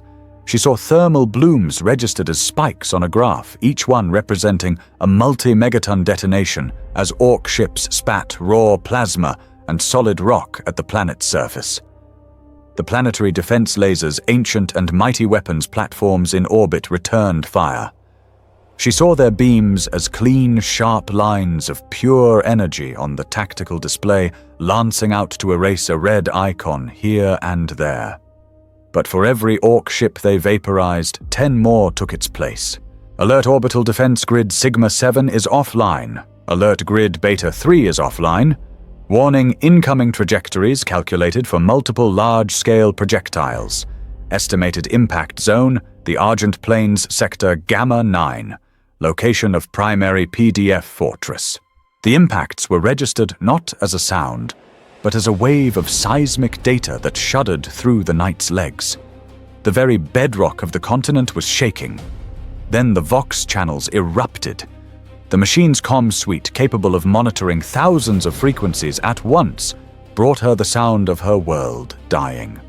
It was not a single coherent report, but a chaotic chorus of terror, defiance, and death. Vox 344 MHz. Broken through the western defenses, their gargants by the throne, their walking idols of scrap. Vox 912 MHz. Sky is raining metal, the rocks are landing, they're everywhere. We need fire supported. The transmission ended in a wet, choking sound, and then static. Civilian Channel 137, a woman's scream, raw and unending. A child crying. The guttural bellowing woe of orc warriors, close and terrifyingly clear. The machine spirit processed these sounds with cold indifference, tagging the civilian screams as non-combatant audio low priority and the desperate pleas of soldiers as PDF Unit C7 combat effectiveness, compromised, presumed lost. To the machine, the death of thousands was merely a tactical update. But to the ghost of Alara that still resided within the throne, it was torture. She was being forced to witness the brutal violation of her home, not with the passionate horror of a defender, but with the chilling detachment of a remote, unfeeling observer. The screams of her people were just noise. Their deaths were just data points. In the grand sacristy, the atmosphere of controlled readiness had boiled over into frantic desperation. Alara could hear Malachi's voice, not in her head, but through the knight's audio sensors, a thin, tinny sound from the world outside her tomb. He was not addressing her. He was issuing commands. The pilot's integration is incomplete. Her neural patterns are chaotic. She is fighting the mnemonic cascade. We don't have time for finesse. The outer bastions have fallen. The greenskins are 20 kilometers from the city walls and advancing. We need the fury on that wall now. There was a pause, and then a command that froze the blood in Ilara's veins. Damn the protocols. Open the emergency injectors. Give her the full combat stimulant infusion. All of it. The shock will either finalize the bond or burn her mind to ash. At this point, it is a risk we must take. Activate the Litany of Wrath. The reply from another sacristan was distant but audible. But head sacristan, no pilot has survived a full spectrum infusion during the initial bonding. Then her name will be added to the list of martyrs, Malachi snapped. Do it. Alara had no time to brace herself. She heard the loud, metallic thump hiss of the emergency injectors engaging. It was not the cold, subtle trickle of chemicals from before. This was a flood. A fire hose of psychoactive combat stimulants, neural accelerants, and pure refined adrenaline was pumped directly into her heart. The world exploded. If the first connection had been an avalanche of data, this was a supernova. The pain from her manifesting wounds, the echoes of her dead ancestors, the taunts of the machine spirit, and the real-time horror of the invasion all slammed together in a chaotic, screaming vortex in her mind. She saw the face of the Orc war boss from the astropath's vision, laughing as he stood over the burning body of her father. She felt the searing heat of Lady Isolde's death and the tearing claws of Sir Gregor's killer simultaneously.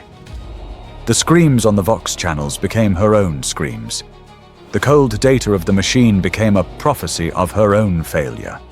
The sacristan's desperate gambit was working.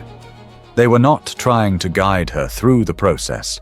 They were trying to shatter her mind completely, to demolish the last remnants of Ilara Vaughn, hoping that from the rubble a pilot, a pure, instinctual killer would emerge. She was being pushed over the edge of a cliff into the waiting, endless abyss of madness. The chemical flood was not a wave. It was a new reality. Ilara's consciousness, already battered and frayed, was torn from its moorings. The last thin membrane separating her mind from the machines, her memories from the echoes, was utterly dissolved.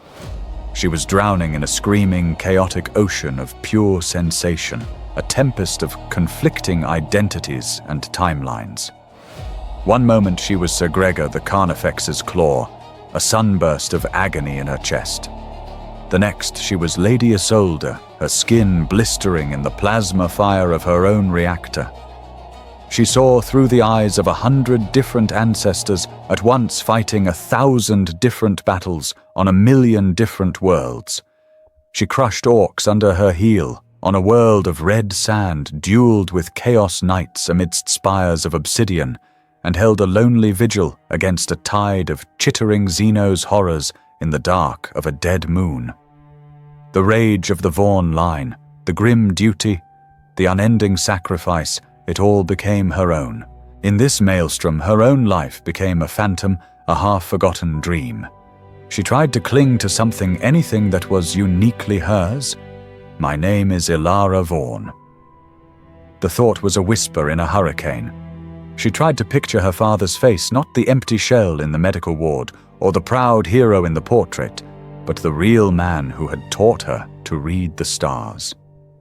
The image formed for a fleeting second, his kind eyes, the small scar above his eyebrow. But then it warped, corrupted by the flood. His face melted and reformed into the sneering visage of Sir Tiberian, then the haunted mask of Lord Castian, then a procession of dead judgmental ancestors, all of them staring at her with contempt for her weakness. The memory was no longer hers. It had been co-opted, absorbed into the greater, more powerful history of the throne. Frantically, she searched for another anchor. Her mother, who had died when she was young. She tried to recall her scent, the feel of her embrace. But all she could smell was the ozone of burning circuits and sanctified oils. All she could feel was the cold, hard metal of the throne against her back. Her mother's memory was a pale watercolor washed away in a flood of blood and fire. The machine was not just showing her its past, it was actively devouring hers, consuming her personal history to fuel its own rage, treating her life's experiences as nothing more than low-grade biofuel. Her own voice, the internal monologue that had been her constant companion her entire life, was gone. It was drowned out by a new voice, a composite entity that spoke with the resonance of 1,000 souls screaming in unison. It was the Gestalt consciousness of the Throne Mechanicum, the final terrifying fusion of every pilot who had ever sat this throne, their personalities and memories eroded and blended into a single eternal being of war. It was the machine spirit given voice, and it spoke to her in the silent psychic space where her soul used to be. Ilara Vaughn is a lie! The voice thundered a sound that was both a chorus of whispers and a deafening roar. It was a name for a fragment of flesh, a temporary vessel. The vessel is broken. The name is meaningless. No, she tried to answer, but she had no mouth, no voice. Her thought was a tiny flicker of defiance. "You cling to a ghost." The entity continued its tone, a mixture of ancient weariness and immense power. "You are not a daughter. You are not a noble. You are a component. You are the synapse that fires the gun. You are the nerve that feels the blow. You are the pilot, nothing more. All that came before was an illusion. This is the only truth." The Gestalt forced her to see through its eyes. She saw the universe as the machine did a sea of threats and targets probabilities and kill solutions. She saw the Orc Horde not as a terrifying invasion, but as a glorious equation of violence waiting to be solved. She felt the hunger for battle, the pure, unadulterated joy of destruction, the exultation of the kill. It was a seductive, intoxicating feeling, a promise of power and purpose that made all her mortal fears seem small and insignificant. "Surrender the lie!" The voice coaxed its power, washing over her, eroding her last defenses. "Let the ghost fade. Become what you were born to be. Forget the pain. Forget the fear. There is only the fury. There is only the battle. Accept your purpose. Become one with us. Become one with the glory of the kill." She was so close to letting go. The idea of Alara was so tired, so full of pain and fear. To simply stop. To let the great, powerful consciousness of the throne take over. To become a god of war, free from all the burdens of her humanity. It was a tempting oblivion, a beautiful, perfect suicide of the self. Her will crumbled. The last embers of her identity began to fade. The drowning was almost over, and then a spark. It was nothing. A memory so small, so insignificant, that the machine's ravenous consciousness had overlooked it, deemed it irrelevant data. It was not a grand memory of honor or duty. It was the memory of a rainy afternoon when she was 10. Her younger sister Lyra, only 6 years old, was crying, frightened by the thunder that rattled the fortress's stained glass windows. Alara had found her huddled in a corridor. She hadn't offered brave words or grand speeches.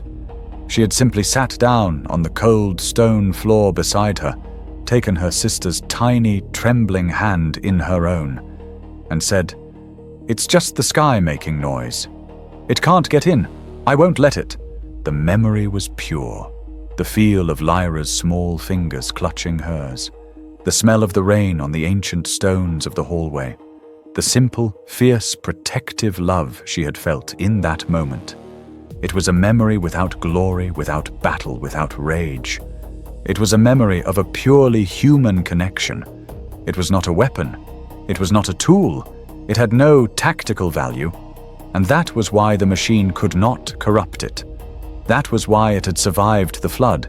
That tiny, forgotten promise, "I won't let it," became a rock in the screaming ocean. It was an anchor. Her mind, moments from complete dissolution, latched onto it with the desperation of a drowning woman finding a piece of wreckage. The Gestalt consciousness recoiled as if burned. This simple human emotion was anathema to its nature of pure, cold fury. "I won't let it." She had made that promise to protect her sister from a storm. Now she made it again to protect what was left of herself from this one. The madness was still all around her, the screaming voices, the phantom pains, the seductive call of oblivion. But now she had a single point of light to navigate by. Her name was Alara Vaughn. She had a sister named Lyra, and she would not let the storm take her. The battle for her soul was not over. It had just begun.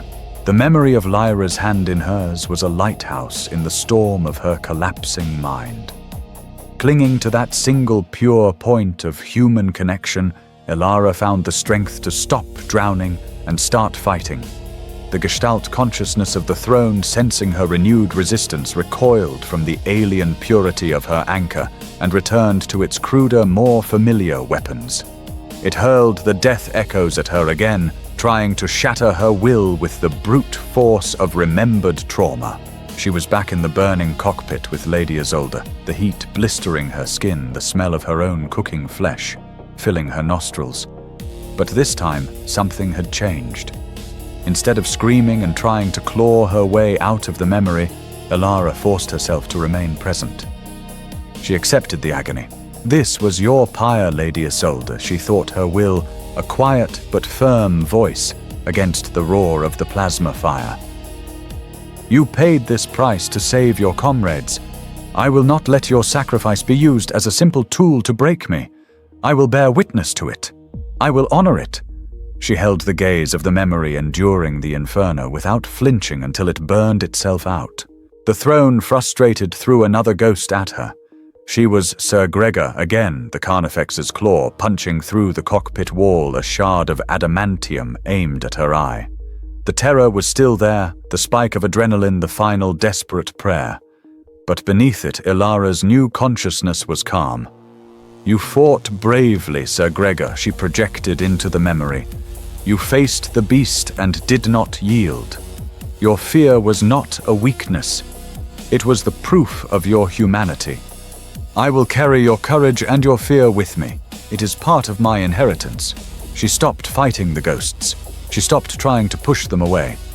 She opened the gates of her mind and let them in, not as invaders, but as ancestors. She acknowledged their pain, honored their sacrifices, and accepted the terrible weight of their final moments as a part of her own being. In doing so, she performed a strange act of psychic alchemy. By accepting the memories, she robbed the machine spirit of its power to use them as weapons. The echoes were no longer instruments of torture. They became pillars of a new identity, a legacy of suffering and endurance that she was now choosing to carry. She was not just Ilara Vaughn, the girl who was afraid. She was Ilara Vaughn, the inheritor of Isolde's resilience and Gregor's courage. She was the living sum of all their sacrifices. The psychic assault from the Gestalt consciousness faltered. The constant screaming pressure in her mind lessened, replaced by a confused, watchful silence. This was a response it had never encountered before. It understood resistance. It understood surrender. It did not understand acceptance. The dynamic in the cockpit had fundamentally shifted. It was no longer a battle. It was a negotiation. Feeling this shift, Ilara pressed her advantage. She reached out with her own will, not with the arrogance of a master, but with the quiet confidence of an equal. She did not address the screaming ghosts of the pilots. She addressed the ancient primal intelligence behind them. She spoke to the heart of the machine itself. You are the fury of this house, she projected, her thoughts clear and sharp as forged steel. You are rage incarnate. You are a storm of steel and fire. I see that now. I will not try to cage your storm or quell your rage. To do so would be to destroy you and to destroy myself. But your rage is blind. It has memory but no purpose beyond its own existence. It has no future. It only has the bloody past. She brought the image of her sister Lyra to the forefront of her mind, shielding it with her will, presenting it to the machine, not as a weakness, but as a statement of intent. I have a purpose, her thoughts continued resonating through the neural link. I have a sister whose world is threatened. I have a people whose screams you hear only as data. I hear them as a call to duty. You hunger for battle. I will give you one. You are the weapon. I will be the hand that wields you. You are the fury. I will be the will that directs it. We have the same enemy at our gates. Let us face them together, not as master and slave, but as two parts of a single warrior. This is my offer. This is our new covenant. There was no reply in words. There was no grand psychic pronouncement. The response was far more profound. The screaming choir of the dead finally fell silent. The constant malevolent pressure of the machine spirit's consciousness receded its oppressive presence, replaced by the steady, powerful, and almost peaceful thrum of the night's massive plasma reactor. The phantom pains from the psychic scars on her body faded to a dull, faint ache, a reminder of the history she now carried, but no longer a source of torment. A truce had been called. A reluctant, pragmatic symbiosis had been formed in the silent crucible of the throne mechanicum. The machine had found a pilot whose will was not something to be broken and consumed, but something to be utilized. And Alara in turn had found her own strength, not by rejecting her terrible inheritance, but by embracing it. The storm in her mind had passed, leaving behind a cold, clear, and terrifying calm. She was no longer just a girl in a machine. She and the machine were becoming something new. The calm in Alara's mind was not the quiet of peace, but the focused silence of a weapon being brought to bear. The chaotic, painful process of integration was over. What followed was a swift, logical, and terrifyingly seamless fusion. The last boundaries between flesh and machine, between nerve and wire, dissolved into nothing. Her consciousness expanded, flowing out of the confines of her skull, down the MIU cables, and into the vast, complex circuitry of the night. She was no longer a pilot in a cockpit. She was the ghost in the machine. Her own senses became distant, vestigial things. The feeling of the sensor skin against her flesh, the faint taste of the nutrient fluid in her veins, they were faint echoes, like a phantom limb. Her primary reality was now the sensorium of Vornheim's fury. The low, powerful thrum of the plasma reactor was her heartbeat. The flow of hydraulic fluid through the machine's limbs was the pulse in her veins. The constant stream of data was no longer an assault, but the natural flow of her own thoughts. She could feel the tension in every actuator, the remaining rounds in every weapon, the integrity of every armor plate, not as a report on a screen, but as an innate physical awareness, as a man might feel the position of his own limbs. The pain of the ancestral echoes was still there, a constant low-grade ache in the back of her new consciousness, but it was no longer a torment. It was a part of her, a vast library of combat experience and inherited sorrow that she could now draw upon. The cockpit was no longer her prison, it was her cranium. The armored view slits and crystalline augers were her eyes. For the first time since the ritual began, she chose to see. The world that opened up to her was a place of breathtaking alien complexity.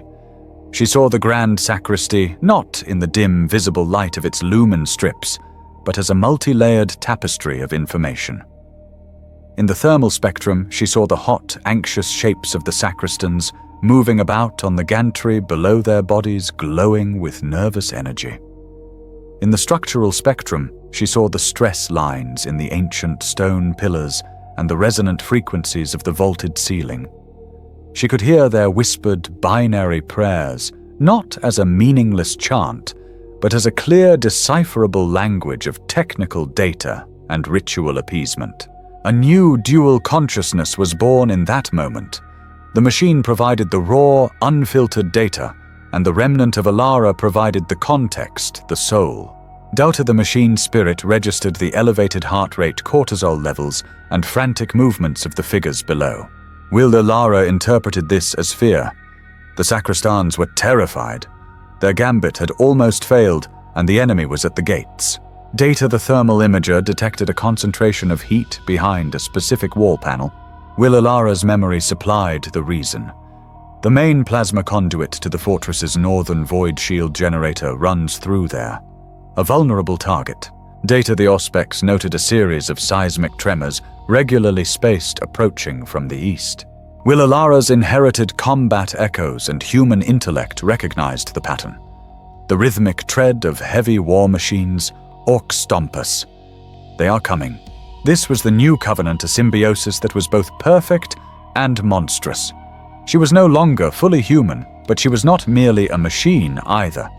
She was a hybrid, a being of cold logic and burning will. The knight's ancient instinctual rage was now tempered and guided by her human purpose, the promise she made to her sister. She was a weapon that knew precisely why it had to kill. In the cold, silent cockpit, a new entity had been forged, and it was ready for war. Outside, the first sounds of the planetary siege began to echo against the fortress walls, the distant crumping thunder of orbital bombardment and the closer, angrier chatter of heavy bolter fire. The enemy was no longer an abstract icon on a tactical map. They were a physical presence tearing at the city's defenses. The time for stillness was over. The time for fury had come. Deep within the silent core of the cockpit, the newly forged consciousness of Elara Knight made its first decision. It was not a thought, but an imperative, a deep and primal urge that resonated through every wire and circuit. Awaken, she did not flip a switch or press a rune. She focused her will on the heart of the machine, on the caged star that was its plasma reactor. She drew upon its power not as a technician drawing from a generator, but as a living thing drawing a breath. The response was instantaneous. The low, steady hum that had become her heartbeat escalated into a deep, guttural growl, then a rising, soul-shaking roar that vibrated through the very foundations of the grand sacristy. A brilliant, savage blue light flared to life, pouring from the exhaust vents on the Knight's back and shining through the narrow slits in its armored shell. The lumen strips on the ceiling of the hangar flickered and died as the Knight greedily drank the power meant for the entire fortress wing. Through the machine's external sensors, she witnessed the effect on the world outside. The sacristans below, who had been moving with frantic purpose, stopped dead. They threw up their hands to shield their faces not from a physical blast, but from the sheer overwhelming presence of the awakened machine. She registered their sudden spike in adrenaline, the communal gasp of awe and terror. They were no longer technicians observing a procedure. They were acolytes in the temple of a god that had just opened its eyes. The fusion of will and machine continued.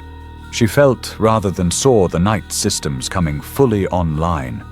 Targeting reticles bloomed in her vision, overlaying the world with firing solutions and enemy identifiers.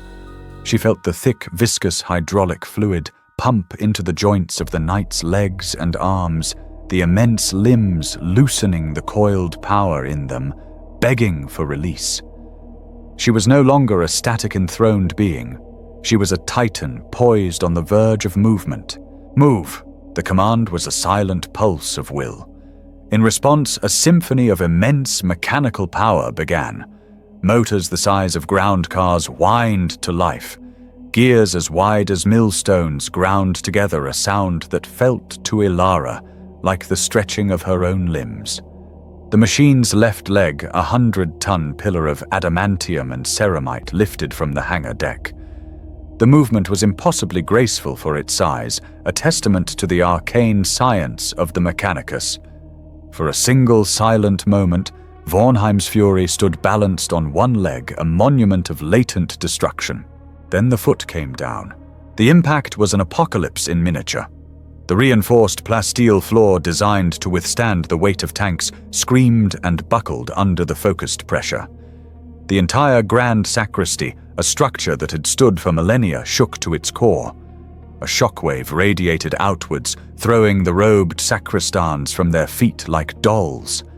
Dust and chunks of stone rained down from the vaulted ceiling high above. The sound was not a mere footstep, but a crack of thunder, a declaration of power that echoed through the fortress, announcing to friend and foe alike that the giant was no longer sleeping. Elara felt the jarring impact, not as a vibration, but as a deeply satisfying sensation of her own immense weight and power connecting with the world. She had taken her first breath. Now she had taken her first step. The legend of Vornheim's Fury was no longer a history to be read. It was a living, breathing reality, and it was thirsty for battle. The grand sacristy's main bay doors, each a slab of adamantium, 50 feet high, groaned open before the awakened Knight. Vornheim's Fury strode from the sanctified gloom of its temple into the hellscape of the war-torn city. The sky was a roiling canvas of black smoke and angry orange fire. The air, thick with the stench of promethium and cordite, was a deafening cacophony of screeching artillery, the frantic chatter of laser guns, and the guttural triumphant roar of the greenskin horde. The siege had begun in earnest. Less than a mile from her family's fortress, she saw the front line.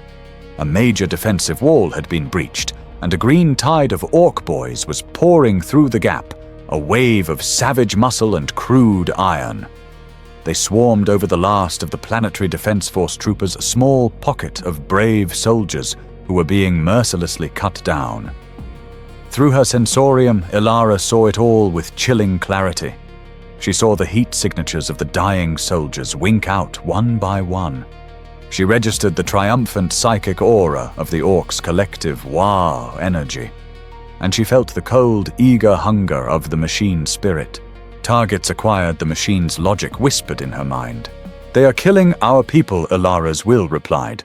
"Wah!" screamed the death echoes of 100 battles against this very foe. The symbiosis was perfect.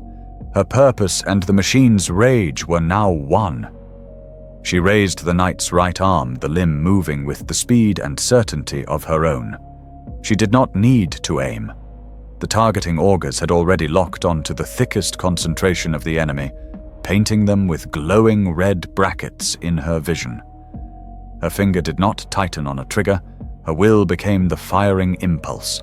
The Avenger Gatling cannon spoke. It was not the sound of a gun, but the sound of a world tearing apart.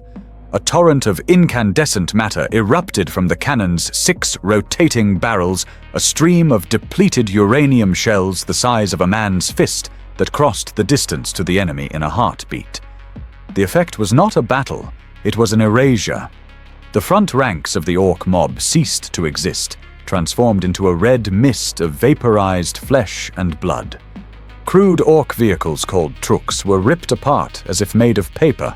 Their armored plates shredded their fuel cells, detonating in secondary fireballs. The ground where the orcs had stood became a churned, smoking morass of death. The survivors, momentarily stunned by the apocalyptic display of force, let out a collective roar of fury and charged towards the towering metal demigod that had just obliterated their comrades. This was not a tactical decision. It was the only way their primitive, aggressive minds knew how to react. Good was the only thought that formed in Ilara Knight's shared consciousness. She strode forward to meet them, the ground shaking with every step. She lowered the Reaper chainsword, and with a pulse of her will, its massive adamantium teeth roared to life, a sound like a predator's growl amplified 1,000 times. She swept the blade through the charging horde. The impact was not like steel hitting flesh. It was like a harvester moving through a field of wheat.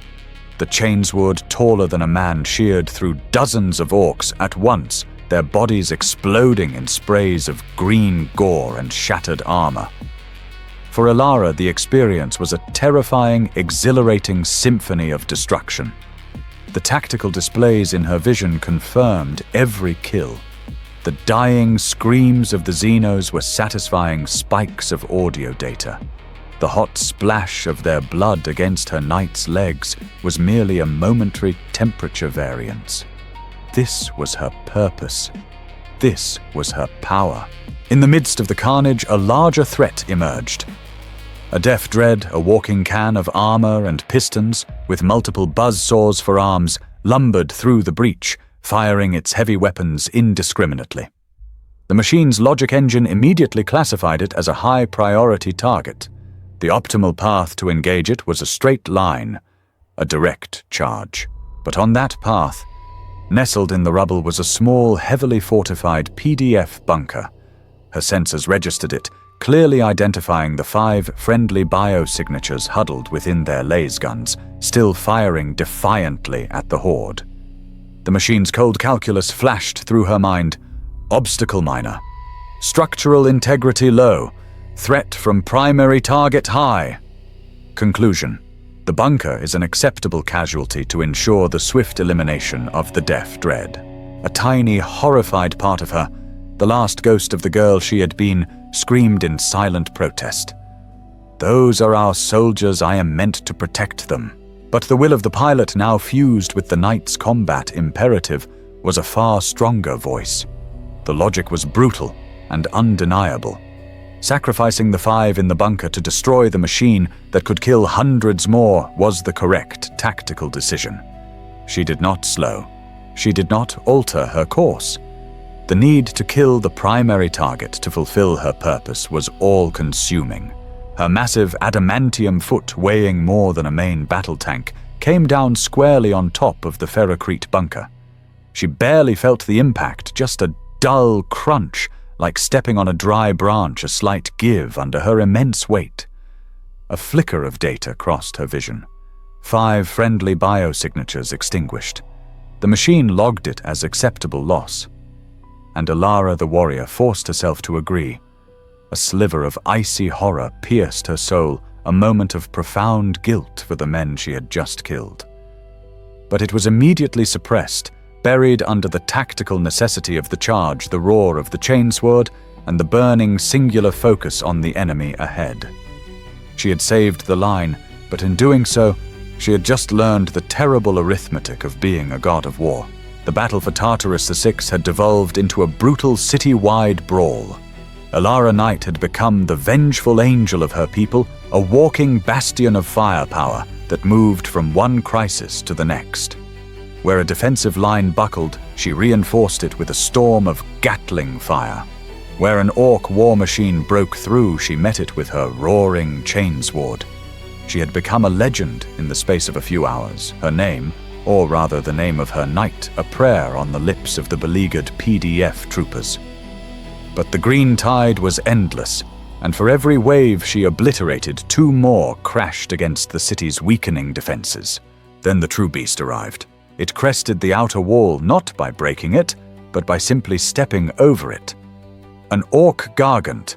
It was not a machine. It was a mobile scrap metal mockery of a god, a walking fortress that blotted out the smoky sky. Its head was a leering horned idol. Its arms were massive cannons and wrecking balls, and its belly bristled with dozens of weapon batteries that spat death indiscriminately. It radiated a psychic presence so powerful that it felt like a physical blow, the focused, belligerent joy of the entire Wa given monstrous form. And it was walking with slow, inexorable purpose towards the Citadel Gate, the final bastion protecting the city's heart, the Administratum, and the ancient Vaughn Manor. Protecting Lyra. Alara watched as the planet's other defenders threw themselves at the monster in futile gestures of bravery. Lances of Rough Rider cavalry were swatted from the ground like insects. Squadrons of Lehman Russ battle tanks were melted to slag by its primary energy cannon.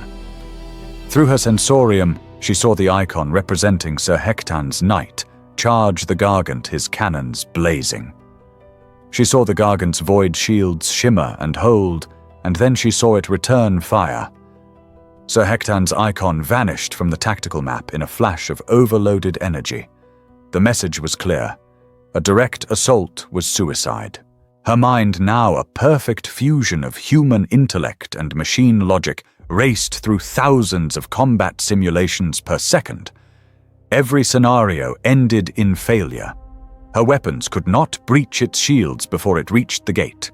The gate's armor could not withstand a single blast from its main cannon. The city was doomed, but a single desperate option remained. A high-risk protocol buried deep within the knight's core, programming a last-ditch gambit from a darker, more desperate age. The data scrolled through her consciousness, cold and terrifying. Protocol Scipio Ultima. Status forbidden. Action intentionally overload the plasma reactor's magnetic containment field, directing the resulting plasma burst as a focused short-range weapon. Probability of target neutralization 87.4%. Probability of permanent catastrophic feedback to Throne Mechanicum's mnemonic core 99.8%. She understood the true meaning instantly. The mnemonic core was the library of her ancestors' souls, the echoes she had just learned to accept and carry. The feedback wouldn't just erase them, it would annihilate them, wiping their sacrifices from existence. And the throne's logic, in a moment of chilling clarity, also classified her own human memories, the very things that anchored her, the last vestiges of the girl she had been, as similar, non-essential, emotionally charged data. The memory of Lyra, the feel of her hand, the promise. To use this weapon, she would have to sacrifice the very reason she was fighting. She would save her sister's life by erasing her from her own soul. She looked through her augers. The Gargant had reached its optimal firing range. Its massive belly cannon was beginning to glow, charging for the final city-killing blow. There was no time. The choice had to be made. The cold logic of the machine and the desperate love of a sister fused into a single, terrible decision. Acceptable loss, she did not hesitate. There was no final, tearful farewell to her memories. There was only the cold, hard certainty of the act. She sent the command pulse a silent scream of pure will that bypassed every safety protocol. Execute protocol Scipio Ultima. The effect was instantaneous. 1,000 alarms blared in her mind, a chorus of imminent self-inflicted doom. The roar of her plasma reactor climbed in pitch from a deep thrum to a piercing high-frequency shriek that vibrated every plate of her armor. She felt the magnetic containment field buckle the caged star within her chest, straining to break free. She was a living bomb seconds from detonation. And then the purge began. It was a fire in her soul.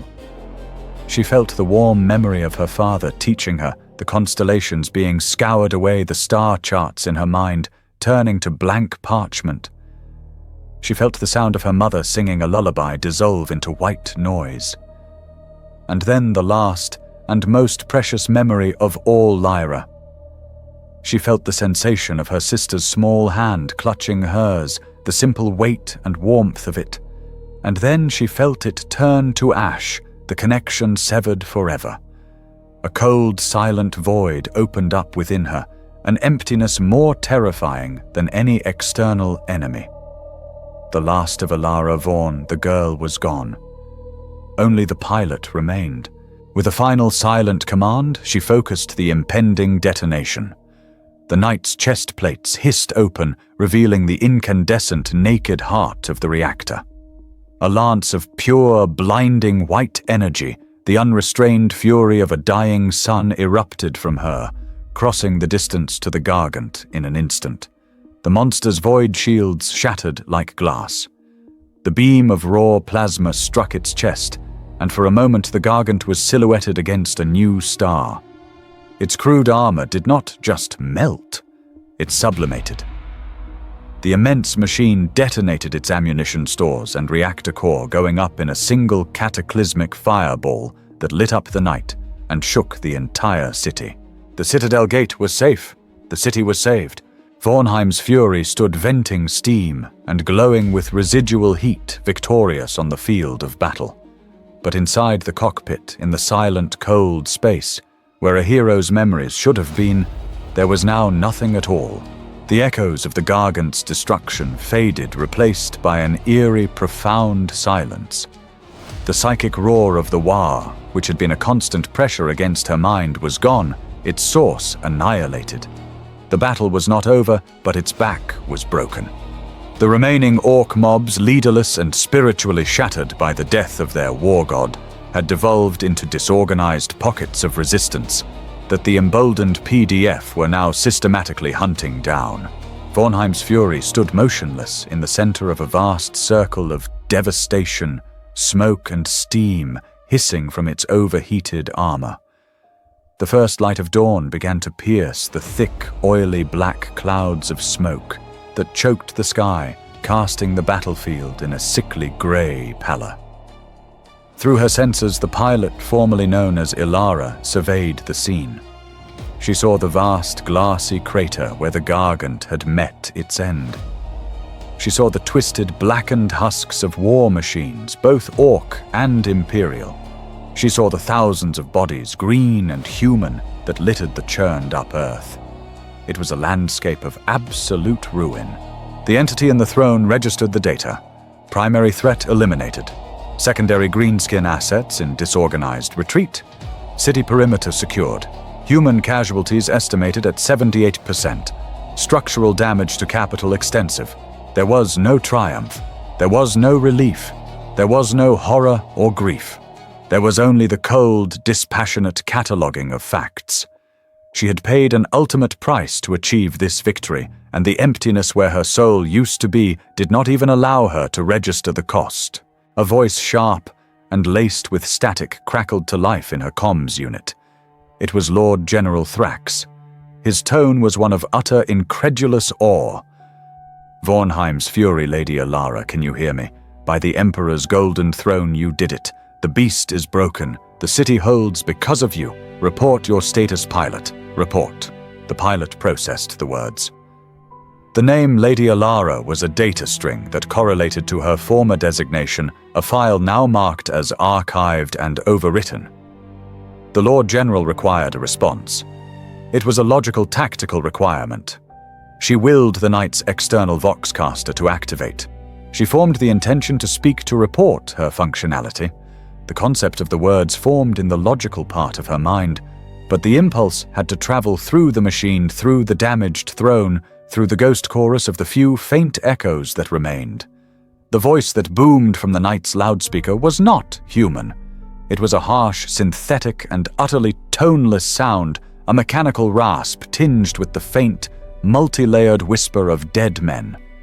It was the voice of a machine speaking for its ghosts.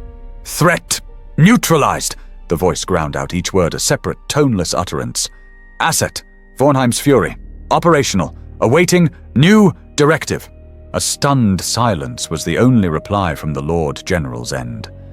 The city had been saved. A hero had been made. But in that cold, mechanical response, in the chilling finality of those words, the true cost of the victory was made terrifyingly clear. Alara Vorn, the noble girl who had walked into the sacristy filled with fear and a desperate love for her family, had not survived the ritual. She had died in the throne mechanicum, and in her place, something else entirely had risen to take its eternal watch. Months bled into a year. The sky above Tartarus Essex, once choked with the black smoke of invasion, was slowly scrubbed clean by the patient winds. The city, scarred and battered, was being rebuilt. The sounds of war were replaced by the clang of construction servitors and the shouts of work crews, a slow, arduous symphony of recovery. The people, though diminished in number, were resilient. They had faced the abyss and survived, and they had a new icon for their salvation. The legend of Vornheim's Fury was now woven into the very fabric of the world's culture. It was no longer just the ancestral guardian of a single house. It was the sentinel of Tartarus, the Iron Savior. Banners bearing the snarling wolf's head of House Vorn flew not just from their own fortress, but from the newly rebuilt Citadel Gate. The story of its stand against the Gigant was told and retold in hushed, reverent tones in newly opened taverns and taught as a core lesson in history primeurs. Children played in the rubble-strewn streets with crudely carved wooden models of the giant knight, mimicking the sound of its Gatling cannon and the roar of its chainsword. The pilot, the mysterious Lady Alara, was hailed as a saint of battle, a figure of pure, unwavering heroism. They held parades in her honor, marching past the parapet where her knight now stood, its silent, endless vigil, cheering for a hero they could never know. For the hero they celebrated was gone. Vornheim's Fury stood on the highest wall of the citadel, a motionless, brooding titan of iron. It rarely moved save for the slow, sweeping scan of its armored head, as its sensors perpetually monitored the horizon for threats that were no longer there. It was a monument of victory, a promise of security. But it was also a tomb. Inside the cockpit there was no Lady Alara. There was only the pilot. The last vestiges of her physical autonomy had withered away completely. Her body, what was left of it, was a pale, skeletal thing fused permanently into the throne mechanicum. Her limbs were useless, atrophied appendages floating in the nutrient bath that was now her world. A web of thick cables and tubes had long since merged with her flesh, burrowing into her spine, her skull, her heart. She was a biological processor, a living battery of will and neural activity indistinguishable from the other arcane components of the throne. She had not left the cockpit since the day of the battle. She never would. Her mind was a landscape of cold, quiet efficiency. The void where her memories had been burned away remained a perfect, silent emptiness. There was no joy in her victory. There was no sadness for her losses. There was no memory of a father's warning or a sister's love.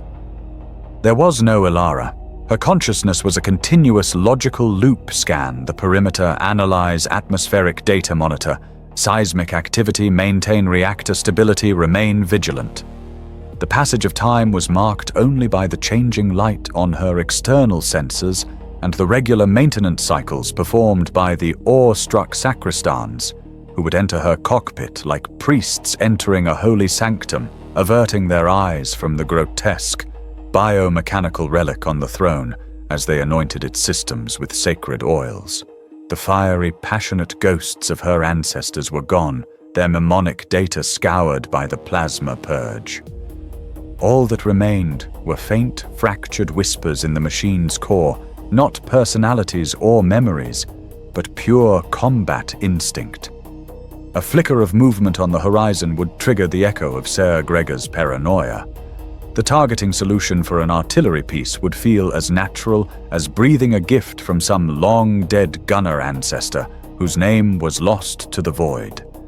She was a weapon honed by the experiences of 100 dead warriors, but with no understanding of who they were. One afternoon, as the twin sons of Tartarus began their descent, her optical sensors focused on a courtyard far below. A group of children were playing.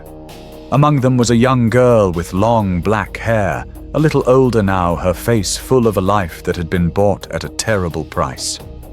The knight's logic engine zoomed in, cross-referencing the facial features with its internal database. Designation Lyra Vaughn, lineage House Vaughn, relation sister archived, status civilian non-combatant, threat level null. The data was presented in her mind, a simple, emotionless fact. The girl Lyra shielded her eyes and looked up at the giant, silent machine that was her protector, her savior, her sister. She smiled, a bright, innocent expression of pure hero worship. And she waved. For a single anomalous microsecond, something flickered deep within the pilot's consciousness. It was not a memory. It was the ghost of a memory, a phantom warmth, a faint, illogical echo of a feeling associated with the data point sister. A synaptic misfire. The throne's diagnostic systems instantly registered the deviation. Neural anomaly detected. Emotional ghost data fragment. Purging. The flicker was gone as quickly as it had appeared. The warmth vanished, replaced by the familiar cold hum of the reactor. The pilot continued to watch the child below, the focal point of a promise she could no longer remember, and felt absolutely nothing. The data point was logged. Her attention returned to the horizon. She was the eternal protector. She was the shield of her world, the iron ghost that kept the darkness at bay. Her sacrifice had bought generations of peace for the people who cheered her name. But the price of becoming a hero in the 41st millennium was absolute. It was not the loss of one's life, it was the loss of one's self. The girl was gone forever, and in her place, a monument of iron and duty would stand its silent watch until the day it was called upon to fight, to kill, and perhaps finally to die.